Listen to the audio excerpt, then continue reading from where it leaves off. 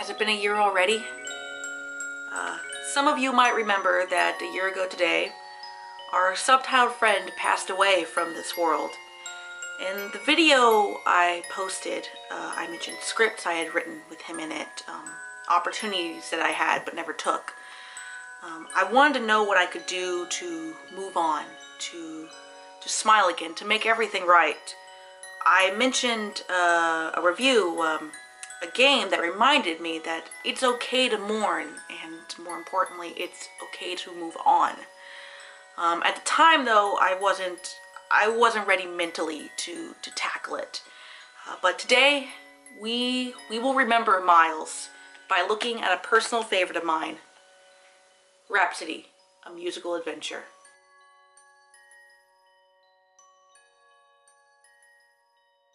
Rhapsody is a bit of an oddity. As its title suggests, it is a musical, whereas instead of a cinema cutscenes, characters sing out situations and their feelings. It was an early game for the small company Nippon Ichi, first released in 1998, and one of their first RPGs.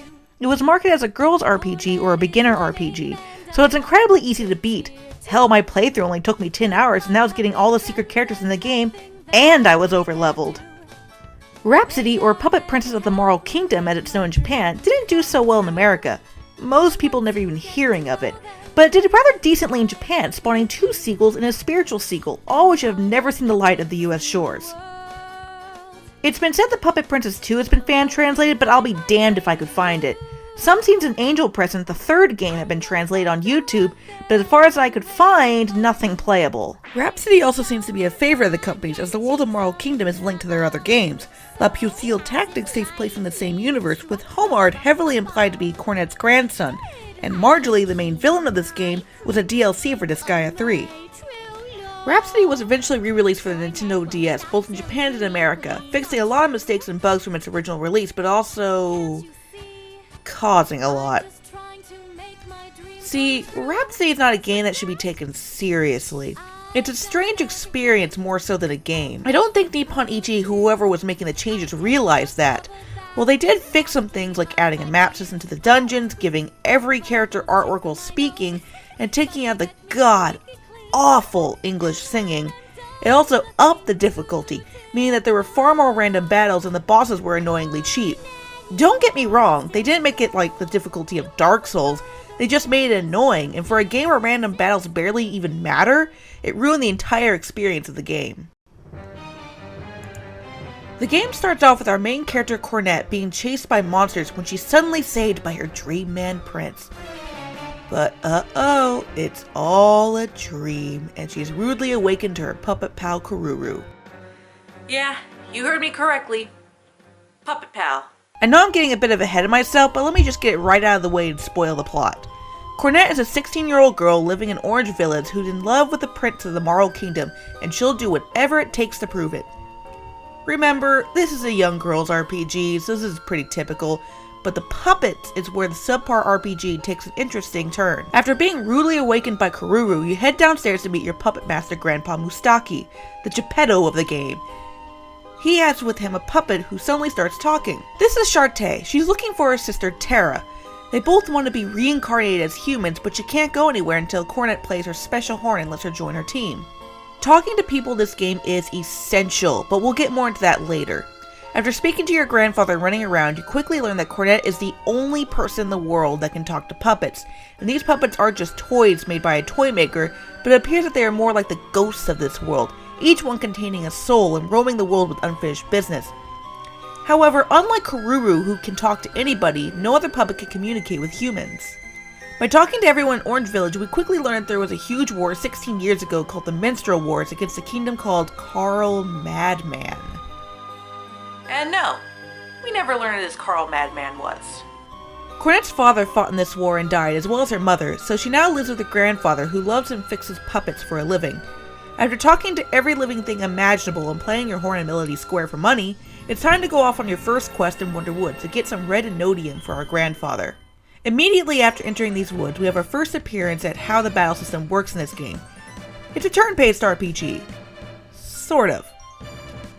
For whatever reason, Nippon Ichi decided to add a tactical element to the game. This was later taken out in the sequel and the remake and changed it to a traditional turn-based RPG. and this is another problem I have with the DS version. Permit me to skip a bit ahead in the game so to show you what I mean. Throughout the game, Cornet encounters many puppets on her journey that she can use in battle. Each of these puppets start at level 1.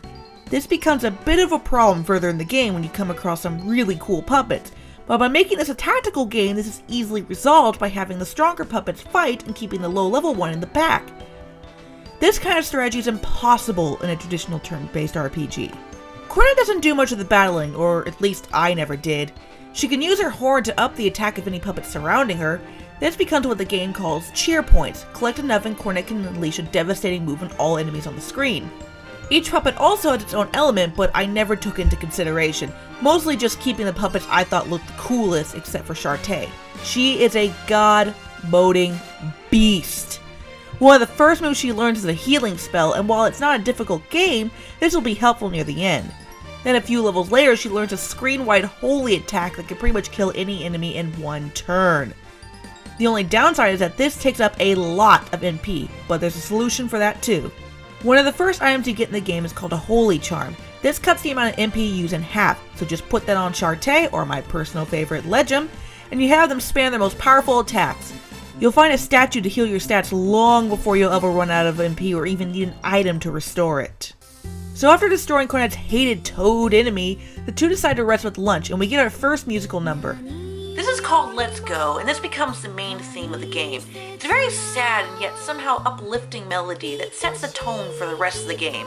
It kind of lets the player know that there's something a lot deeper here. This isn't just a silly little girl's game. Something deeper and profound hidden behind the main theme of the game, and that's why I chose it today. After a rather somber conversation with Kururu, Cornet continues, but neither can find the Enodium.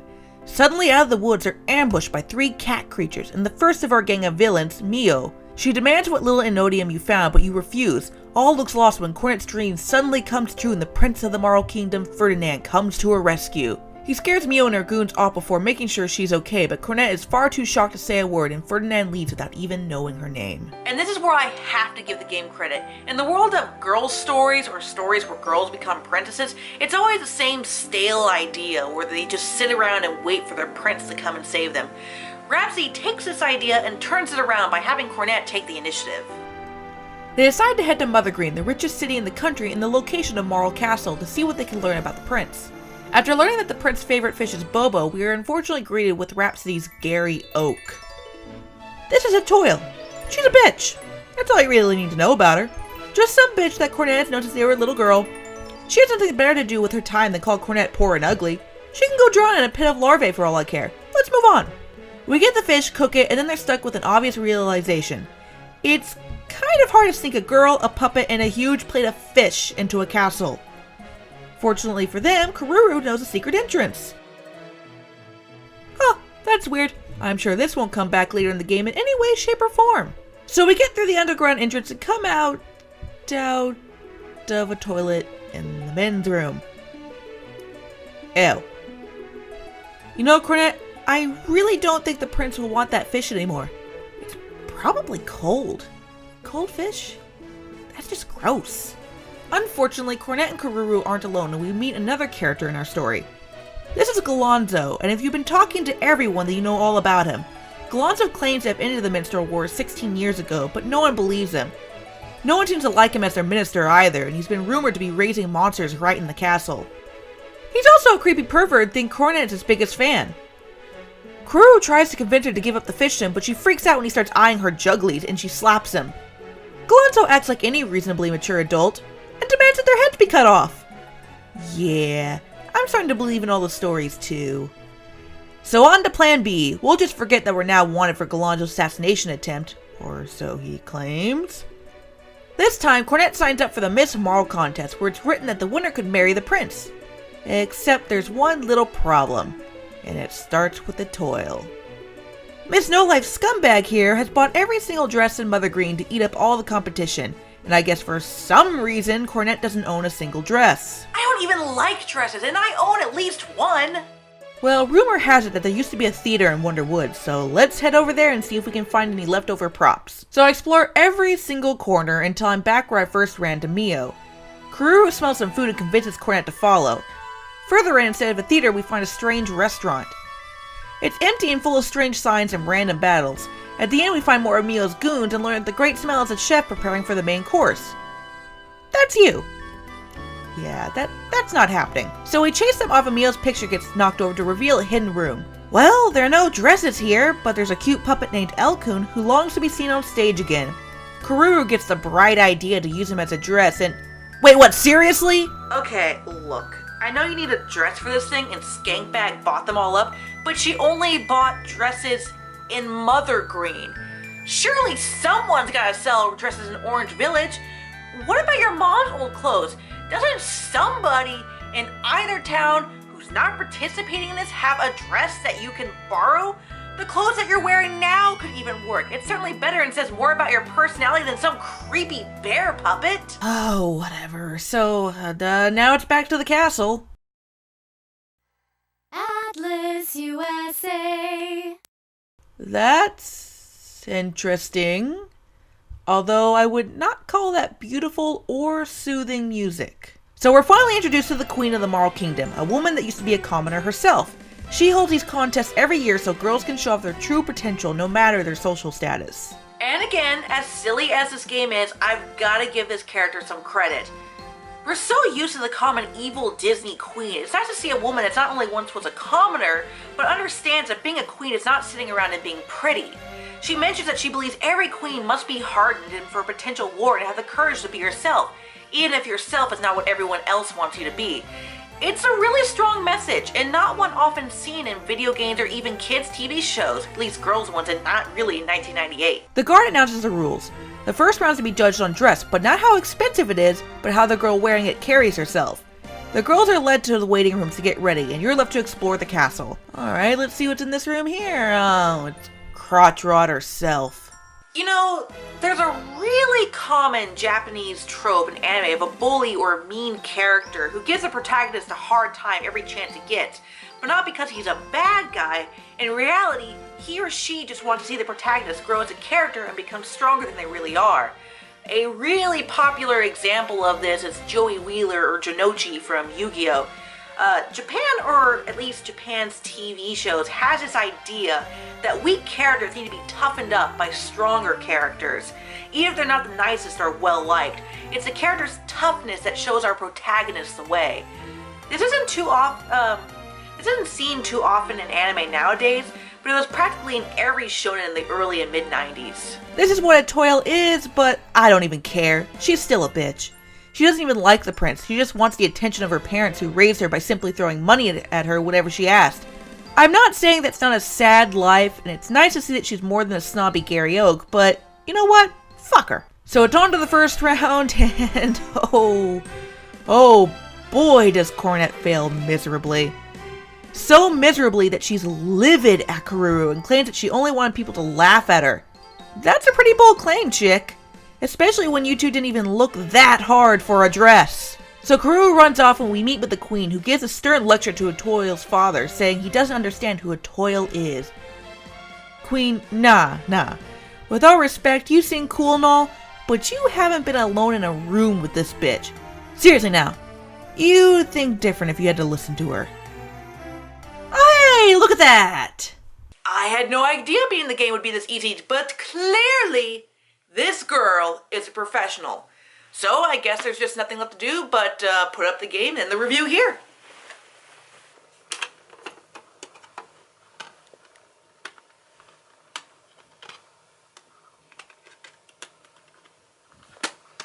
Well, in conclusion, wait a second. Never mind, this skit's fucking stupid. The second round is leadership, where the girls will be tested how they would fare in combat. Cornet does rather well, but even though it worked perfectly in battle, apparently her horn isn't working well, and Cornet thinks back to when she was— OH GOD! No! Just no! I don't even care what's going on here! I don't even care! Those eyes, they've seen things. So blah blah, Cornet remembers how much she cares for Kururu and realized she was being rash and an idiot. Let's go visit Bitch Girl and see how she's doing. You two fight it out, Cornet yelling at Atoil for fighting with her dad, and Atoil calling you a hypocrite for fighting with Kururu. Apparently I sucked majorly in battle without her. Yeah, not really, but okay. So the final round of the leadership segment takes place because every other girl bailed. It's actually pretty funny and a good way to get the story moving along. So now it's me against my arch rival Gary Rosenqueen. I got my puppets and I'm ready to take on any move she could. Holy shit, that crazy bitch is rocket guns! Dude, fuck everything I said before. This bitch is awesome! So apparently, I lost because Karuru wasn't with me. No, I'm pretty sure it was the fucking rocket guns, but yeah, whatever. Yeah, I'm sure it's Karuru. So I make up with Karuru, and it's finally time for the third and final round, the singing. Let's Go On plays again, but this time with the Toil side of the song, and the two seem to finally come to some sort of understanding with each other, reconciling their differences but recognizing their similarities. And Toil's side is more towards her father, her hopes and her fears and her misgivings. It's a good duet and a nice way to see into both characters. With the contest over, the queen declares them both the winners and invites them over to the prince's birthday next week to dance with him. But there's one catch. She has to dance with the puppet she wore earlier. Oh, you Japanese humor. So a week later and we're back at the castle. Galonzo gives you a hard time but doesn't recognize you in that ridiculous costume, and he's also quite a sexist little prick. I'm sure we'll be seeing more of this ass face soon. So to Itoil's credit, she does give me the dance, admitting she doesn't like the prince, but covering it up with her snobby personality. Shit. Do I really have to dance in this thing? Oh, guess not. So we finally get our third musical number, Our World. It's boring. And dull. It's like every other love song you've heard before. Except this one sucks. Beauty and the Beast, this song is not. And trust me, it is way worse in English. I am doing you a favor right now by dubbing these all over in Japanese. Oh shit!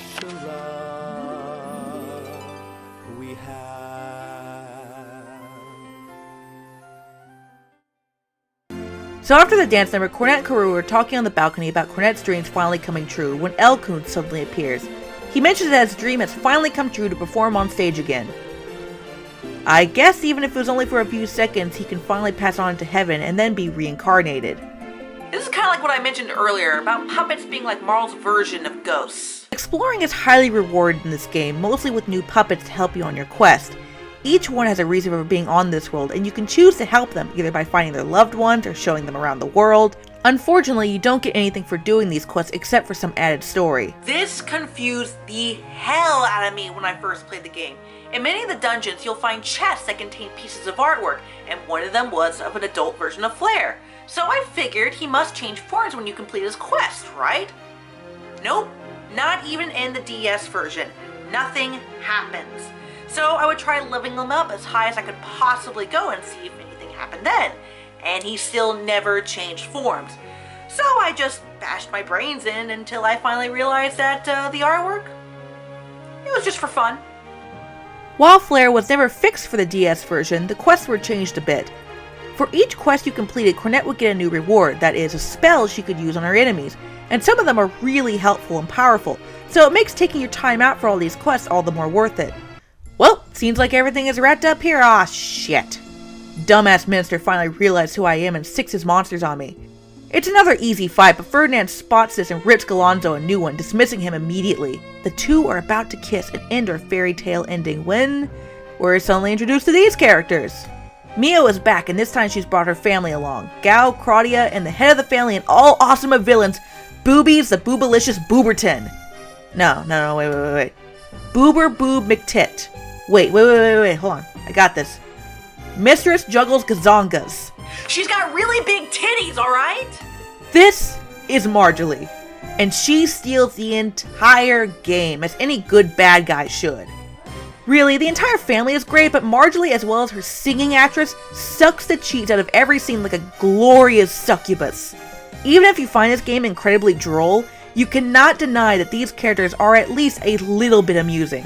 The family crashes into the castle to get revenge on the man who beat up Mio and her cats, leaving Cornet hanging outside. However, after seeing the fair and boring prince, Marjorie decides she doesn't want revenge. She wants love. After Ferdinand resists her lusty approach, she decides to cast a love spell on him. Except that she's kind of an idiot, and instead of casting a love spell on the prince, she turns him into stone. Oops. Well, nothing left to do here now except kidnap the Stone Prince and find a way to bring him back later. After losing against the family despite Etoile's amazing guns, Cornet decides it's time to stop moping around and get down to business to defeat the Huns Marjorie family. She's going to defeat the Marjorie family. Did they send me daughters? It's been 5 hours and we're finally into the real meat of the game. The actual adventure. Grandpa tells us to go find Polonsky, the wise man who lives in Blue Cat. Alright, that shouldn't be too hard. Well, that's weird. It's not on the map. Remember earlier when I said it was a good idea to talk to everyone? Well, what I actually meant to say was, you have to talk to everyone! Just missing one person could keep one small event from triggering, making you spend hours combing every little piece of the map in person to figure out what you did wrong. This happened to me in multiple occasions, and I've beaten this game many times before. In one instance where I was trying to get some extra puppets, I spent over an hour in a mind-numbingly maze-like dungeon over and over again looking for them until I gave up and looked up a guide. It turned out I hadn't talked to one specific person in town, and without doing that, the puppets won't appear. In the case of getting to Blue Cat, it's finding where you're even supposed to go. I assumed since I had to take a ship, I needed to find a dock, but I combed Mother Green up and down and there was no dock to be found. I even ran around a tower I wasn't even supposed to explore yet for an hour, trying to figure out how to get to this place. I finally realized I hadn't talked to one guy in a house who's a captain of a ship. By this point, I had wasted so much time that I was extremely overleveled, as in I was the same level as one of the final bosses. So I helped the bastard with his problem, something to do with his daughter in a toad dish or some shit. I stopped caring, and I'm finally off the Blue Cat. Or I just leave Mother Green and Blue Cat is now available on the screen? Did I ever say this was a well-made game? Cause, it's really not. It's not really a lazy game, but some things are just amateurish. If I may go off on a bit of a tangent, I want you to take a look at this. This is not one dungeon. This is all the dungeons. Every single one. Every dungeon has the same music, the same structure, the same design. They're an endless maze with many paths taking you in a circle, and the ones that lead to dead ends often lead to chests, usually containing an item that you'll never use or a piece of artwork. Not to mention that for some reason, there's never a sound effect when you open a chest or pick up items. It's just off-putting. There's also never any sound effects when Cornet does a reward attack. Even the controls feel off. Don't get me wrong, they're very responsive, but it's all in the way that Cornet moves. It's this strange speedy movement that reminds me a lot of a character from RPG Maker. It doesn't surprise me in the least that this was one of Nippon Ichi's first RPGs and first games in general. It honestly reeks of gaming developers that want to make a really nice and poignant game, but don't necessarily have the experience. Oh man. This game is not nearly as good as I remembered. It's amazing how much your perception changes in 10 years. But it does get good. It really does, I promise. I wouldn't have chosen this game otherwise. Like this scene with Marjorie and the family. They learn that the only way to break the curse is, what else? A kiss from the true love of a maiden. Marjorie tries it out, but it doesn't work. Because she's no longer a maiden. So it's off to find some other way. Cue me getting lost for another hour, finding some puppets, and then finally up the Tower of Wisdom to meet the third hero of the war, Polonsky. And what do I need to find? Why, 5 heartstones representing the elements, of course! What else could possibly undo that kind of spell? Polonsky also starts to talk about how he knows your grandfather, the second great hero of the war. He begins to spill some interesting stuff about resurrecting an ancient weapon, but Karuru seems rather keen to shut the man up. But screw all that. It's now time to get the most awesome, most amazing, most badass puppet in the entire game. Legend. The Messenger of Fate, or as I like to call him, Rain All Hell Down Kick-Ass Bunny! This guy is the kick-ass god of darkness, guarding the netherworld, and he takes down most puppets with screen-wide attacks in one hit. I mean, of course he would! Look at him! He's a freaking god of the netherworld! But, as Polonsky points out, just because he's a guardian of darkness does not mean he's evil. so you're perfectly good cuddling the hell out of this little guy.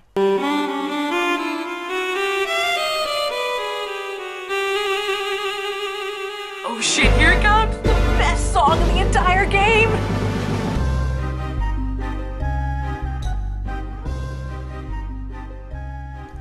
I can't help it. Even in English, this song is delightfully cheesy. It's rather common for the villains to have the best song, and Rhapsody is no exception, especially in the case of Marjolie's singer. She's got a great commanding, deep voice that chews up and spits out the scenery. It's these moments that makes the game so much fun, and another reason why I continue to reiterate that Rhapsody is more of an experience than a game. You know what, I love this song so much that I'm just gonna shut up and let you listen to the rest of it.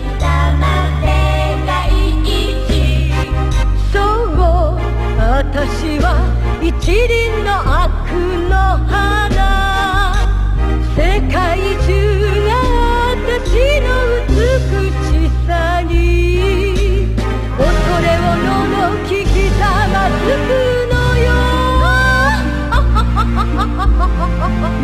だけどそんな私にも手に入らないものがあるそれは失われた若さ